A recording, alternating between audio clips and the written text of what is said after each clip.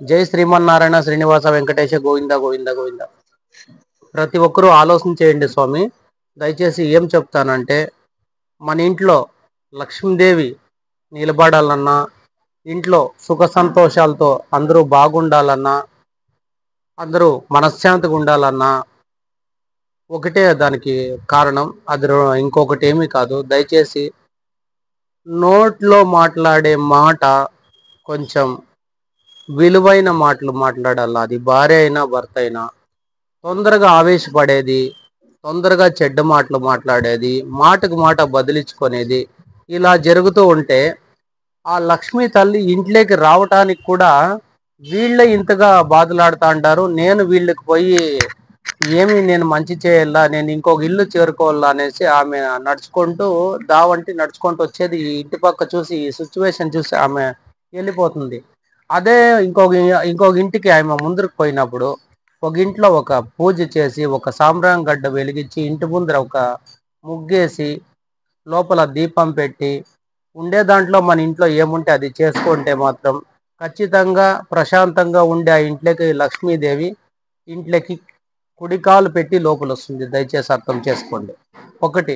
రెండో విషయం ఏమంటే, లక్ష్మి నా సొంతం, లక్ష్మి నేను చెప్పినట్టు వింటుంది, నా దగ్గరే ఉంటుంది, నాకు లక్ష్మి ఉంది, నేను ఏమన్నా చేస్తాననే ఒక ఇది మాత్రం జనాలు మానుకోండి దయచేసి.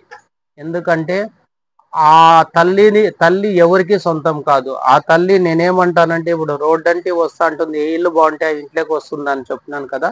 అట్లా ఆమె ప్రతిరోజు ఎక్కడ ఆమెకు నచ్చుతుందో అక్కడ పోతుంది, అక్కడ ఉంటుంది. తర్వాత ఆమె ఇంకొక ఇంటికి చేరుకుంటుంది, దావంటి వెళ్ళిపోతుంటుంది. ఎందుకంటే లక్ష్మీ తల్లిని కానీ ధనలక్ష్మి, ధాన్యలక్ష్మి, సౌభాగ్యలక్ష్మి, ఆరోగ్యలక్ష్మి, సంతాన లక్ష్మి,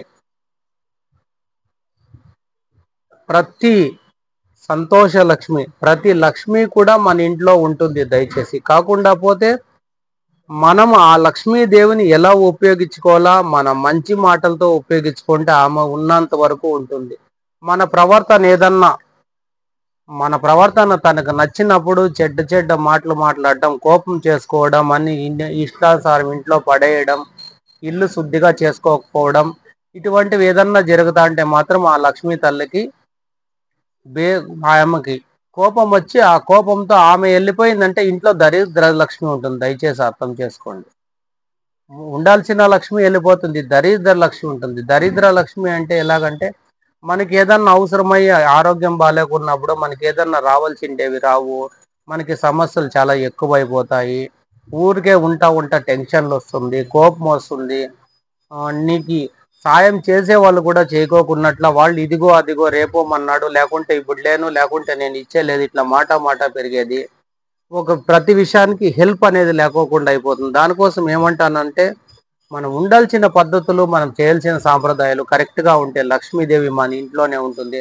కాకపోతే ఆమె ఇక్కడే ఉంటుంది అని మాత్రం దయచేసి ఎవరు అనుకోద్దండి. మనం ఎంతవరకు నీతిగా కరెక్ట్గా ఉంటామో, ఆమెకు నచ్చే విధంగా ఉంటామో, ఆ తల్లి లక్ష్మీదేవి అంటే ఊరికే లక్ష్మీదేవి కాదు, లక్ష్మీదేవి అంటే ఆ తల్లి.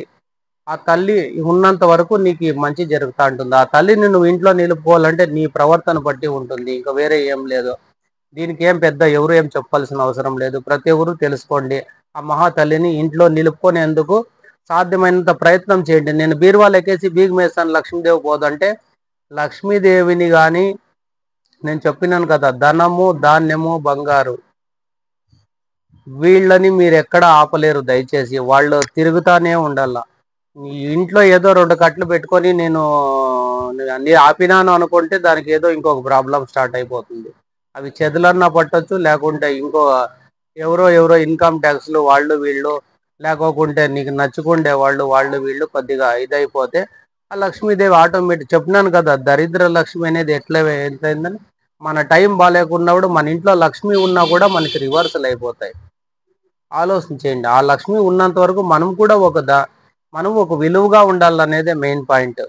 బాగా ఆలోచించేయండి. 10 మందికి నేనేం చెప్తానంటే, ఒక 10 మందిని నువ్వు సంపాదించుకున్నావంటే ఆ లక్ష్మీదేవి ఎక్కడ పోదు దయచేసి. ఎందుకంటే ఆ 10 మంది తినే ముద్దలో, 10 మంది బతికే బతుకులో ఈ ఈ అమ్మ మాకు భోజనం పెట్టింది, ఈ సారు మాకు భోజనం పెట్టినాడు, ఈ సార్ మాకు ఇట్లా చేసినాడు చూసినాడు అనే వాళ్ళ ఆశీర్వాదంతోనే మనకు బాగుంటుంది. అనుకోని హాస్పిటల్ ఖర్చులు, అనుకోని సమస్యలు ఇవన్నీ ఎదుర్కొని లక్ష్మిని ఇంట్లో పెట్టుకొని నువ్వు సంతోషపడేది ఏముంది? ఏమంటే మెయిన్ చెప్తాను కదా, లక్ష్మి అంటే సంతోష లక్ష్మి. సంతోష లక్ష్మి అంటే ఇంక నీకు అన్నీ ఉన్నట్టే. ఇంకా దాంట్లో ఇంకోటి అవసరం లేదు. నువ్వు సంతోష లక్ష్మి అంటే నీ ఇంట్లో సంతోషంగా ఉన్నావంటే సంతోష లక్ష్మి ఉంటుంది. నీకు ఎటువంటి ఇబ్బందులు లేకుండా ఆ మహానుభావుడు శ్రీమన్నారాయణుడు తోడుగా ఉంటాడు. ప్రతి ఒక్కరు ఆలోచన చేయండి. ఈ ఛానల్ సబ్స్క్రైబ్ చేసుకోండి. నాగరాజు దాసప్ప, హిందూపూర్, శ్రీకంఠపూర్. ప్రతి ఒక్కరు దీన్ని ఇది చేసుకోండి. మా నలుగురు బాగుండండి. జై శ్రీమన్నారాయణ శ్రీనివాస గోవింద గోవింద గోవింద.